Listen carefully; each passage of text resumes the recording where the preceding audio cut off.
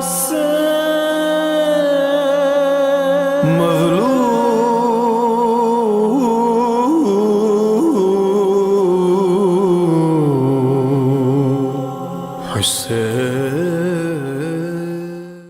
باللہ من الشیطان الرجیم بسم اللہ الرحمن الرحیم الحمد للہ رب العالمین والصلاة والسلام علی محمد وعلی آلہ الطیبین الطاہرین واللعنۃ الدائمۃ علی اعدائہم اجمعین اما بعد فقد قال رسول اللہ صلی اللہ علیہ وآلہ وسلم حسین منی وانا من الحسین احب اللہ من احب حسینہ۔ محترم سامعین و ناظرین اکرام، پروگرام سفر کربلا مدینے سے مدینے تک لے کر آپ کی خدمت میں حاضر ہوئے ہیں۔ واقعہ کربلا وہ واقعہ ہے کہ سرکار ختمی مرتبہ حضرت محمد مصطفیٰ صلی اللہ علیہ وآلہ وسلم خود اپنی حیات طیبہ میں مسلمانوں کو اس واقعے سے خبردار کرتے رہے اور بتلاتے رہے کہ یہ جو میرا نواسہ میرا بیٹا حسین ابن علی ہے، اس کو خود میری امت، میرا کلمہ پڑھنے والے اس کو قتل کریں گے۔ جیسے کہ حاکم نشاپوری نے المستدرک علی الصحیحین میں جناب ام الفضل سے روایت نقل کی ہے کہ وہ فرماتی ہیں کہ میں رسول خدا کی خدمت میں حاضر ہوئی اور میں نے کہا کہ میں نے ایک عجیب و غریب خواب دیکھا ہے۔ رسول خدا نے فرمایا کہ تم نے کیا دیکھا ہے؟ کہا کہ میں نے دیکھا کہ آپ کے جسم کا ایک ٹکڑا الگ ہو کر میری آغوش میں آ گیا ہے۔ رسول خدا نے فرمایا کہ تم نے اچھا خواب دیکھا ہے، ان قریب میری بیٹی فاطمہ الزہرا سلام اللہ علیہا کے ہاں ایک بچہ پیدا ہوگا جو تمہاری آغوش میں ہوگا۔ پھر اس کے بعد جناب ام الفضل فرماتی ہیں کہ فدخلت یوما علی رسول اللہ صلی اللہ علیہ وآلہ وسلم فوضعته فی حجرہ۔ ایک روز میں رسول خدا صلی اللہ علیہ وآلہ وسلم کی خدمت میں حاضر ہوئی اور میں نے امام حسین علیہ السلام کو رسول خدا کی آغوش میں دے دیا۔ ثم حانت منی التفاحہ فاذا عینا رسول اللہ صلی اللہ علیہ وآلہ وسلم تحرقان من الدموع۔ پھر اس کے بعد مجھ سے ایک سیب گر گیا۔ اب جب میں نے رسول خدا صلی اللہ علیہ وآلہ وسلم کی طرف دیکھا تو رسول خدا کی آنکھیں چشم مبارک آنسوؤں سے پر ہوئی تھیں۔ میں نے رسول خدا کی خدمت میں عرض کی کہ بے ابی انت و امی ما لک، میرے ماں باپ آپ پر فدا ہوں، آپ کو کیا ہوا ہے، کس سبب سے آپ گریہ فرما رہے ہیں؟ تو رسول خدا نے فرمایا کہ اتانی جبرائیل فاخبرنی ان امتی ستقتل ابنی ھذا فقلت ھذا فقال نعم۔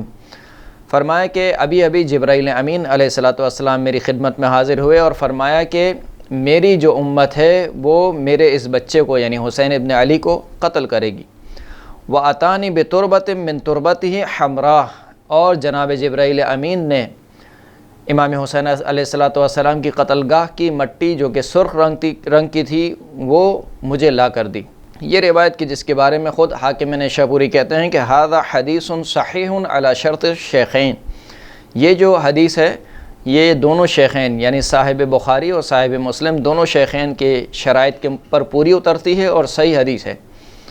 اسی طریقے سے مسند احمد ابن حنبل میں انس ابن مالک سے روایت ہے کہ بارش برسانے والا فرشتہ ایک مرتبہ خداوند کریم سے اذن طلب کرتا ہے کہ وہ رسول خدا کی خدمت میں حاضر ہو۔ جب وہ رسول خدا کی خدمت میں حاضر ہوتا ہے تو جناب رسول خدا جناب ام سلمہ سے فرماتے ہیں کہ دروازے کو بند کر لو اور کسی کو بھی اندر آنے مت دینا۔ پھر روایت کہتی ہے کہ امام حسین علیہ السلام داخل ہوئے اور وہ اندر جانا چاہتے تھے، جناب ام سلمہ نے ان کو روکا لیکن وہ کسی طریقے سے حجرے میں داخل ہو گئے۔ جب امام حسین علیہ السلام حجرے میں داخل ہوئے تو فرشتے نے کیا دیکھا؟ فرشتے نے یہ دیکھا کہ فجعل يقعد على ظهر النبی صلی اللہ علیہ وآلہ وعلى منکبہ وعلى عاتقہ۔ فرشتے نے دیکھا کہ یہ جو بچہ بھی داخل ہوا ہے کبھی رسول خدا صلی اللہ علیہ وآلہ وسلم کی پشت پر سوار ہو جاتا ہے،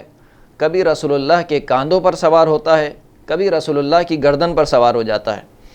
فقال الملک للنبی اتحبہ، تو اس فرشتے نے رسول خدا سے ارشاد فرمایا کہ کیا آپ اس بچے سے محبت کرتے ہیں؟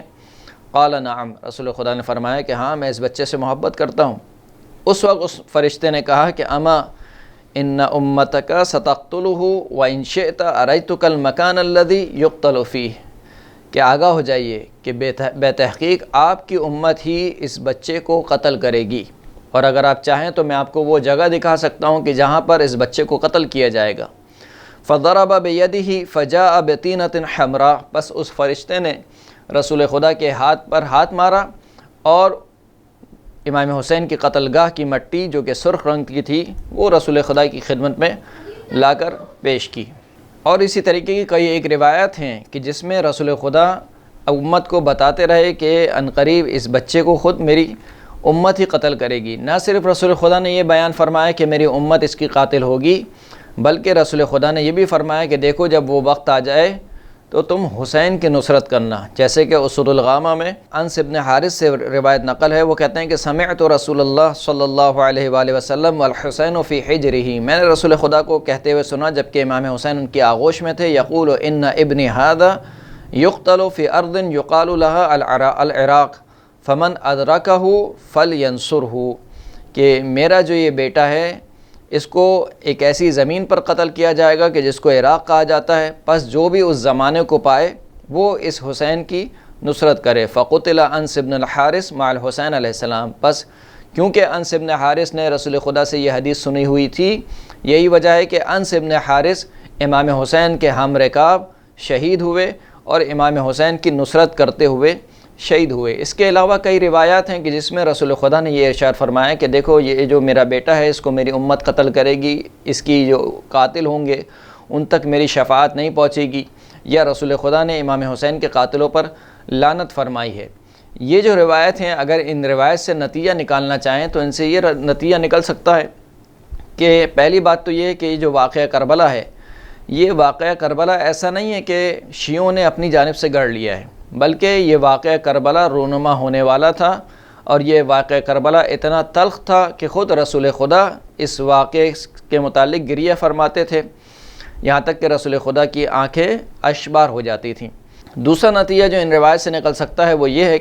کہ امام حسین علیہ السلام کے مصائب میں رونا، ان کی عزاداری منانا، یہ سنت رسول خدا ہے، نہ کہ بدعت، کیونکہ اگر یہ بدعت ہوتی تو خود رسول خدا اس کام کو انجام نہ دیتے۔ یعنی آج جو شیعوں کو کہا جاتا ہے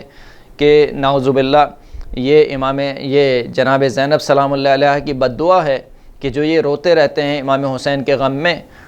تو اگر مان بھی لیا جائے کہ ہمیں تو جناب زینب کی بد دعا لگی ہے، نعوذ باللہ اگر اس کو مان لیا جائے، تو کیا نعوذ باللہ رسول خدا کو بھی جناب زینب کی بد دعا ہے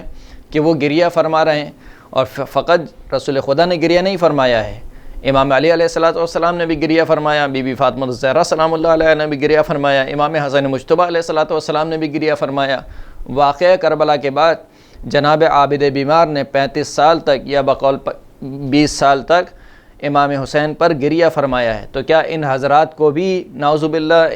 بی بی زینب سلام اللہ علیہ کی بد دعا تھی کہ جو وہ گریہ فرما رہے تھے؟ تو بس گریہ فرمانا سنت رسول ہے، نہ یہ کہ بدعت کہا جائے اس کو۔ تیسرا نتیجہ جو ان روایت سے نکل سکتا ہے وہ یہ ہے کہ ان روایت میں جب رسول خدا فرما رہے ہیں کہ دیکھو جب یہ زمانہ آ جائے تو امام حسین کی نصرت کرنا، اس کا مطلب یہ ہے کہ امام حسین حق پر ہوں گے اور جو بھی امام حسین کے مد مقابل ہوگا وہ باطل پر ہوگا۔ یعنی اگر امام حسین اپنے گھر والوں کو لے کر نکل رہے ہیں اور کربلا برپا کر رہے ہیں تو اب کوئی یہ نہ کہے کہ صحابہ کرام نے تو امام حسین کو بہت سمجھایا تھا، جب وہ مدینے سے نکل رہے تھے اس وقت بھی سمجھایا صحابہ نے، پھر جب وہ مکے سے نکل رہے تھے اس وقت بھی صحابہ کرام نے امام حسین کو سمجھایا، اس کے باوجود بھی امام حسین نکل رہے تھے، تو اس کا مطلب یہ ہے کہ امام حسین کا مدینے سے نکلنا، مکے سے نکلنا اور عراق کی طرف جانا، یہ تمام کے تمام کام حق پر مبنی تھے، باطل نہیں تھے۔ کیونکہ اگر یہ باطل ہوتے تو خود رسول خدا کہتے کہ دیکھو جب یہ زمانہ آ جائے تو تم امام حسین کو روکنا، یہ نہیں کہا کہ تم امام حسین کو روکنا، بلکہ یہ کہا کہ تم امام حسین کی نصرت کرنا۔ اس کا مطلب یہ کہ امام حسین حق پر ہیں اور ان کا جو مد مقابل ہے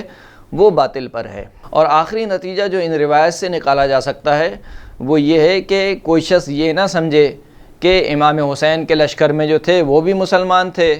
امام حسین کے مد مقابل جو امام حسین کو قتل کرنے والے تھے وہ بھی مسلمان تھے، وہ اگرچہ کہ ظاہراً مسلمان تھے، کلمہ پڑھنے والے تھے، لیکن جب رسول خدا کہہ رہے ہیں کہ ان کو میری شفاعت نہیں ملے گی، ان پر میری لعنت ہے، ان پر اللہ کی لعنت ہے، تو اب کوئی یہ نہ سمجھے کہ صحیح ہے امام حسین کا قتل تو کیا لیکن تھے تو مسلمان۔ بی بی زینب سلام اللہ علیہ کو قیدی بنایا، حرم اہل بیت علیہ السلام کو قیدی بنایا، کوفہ و شام کے بازاروں میں پھرا کر کوفہ و شام کے درباروں میں پیش کیا، اور پھر ان کے متعلق یہ کہا جائے کہ یہ لوگ مسلمان تھے، تو اسلام کے ساتھ اس سے بڑا اور کوئی مذاق نہیں ہو سکتا۔ وآخر الدعوانا الحمد للہ رب العالمین۔ حسین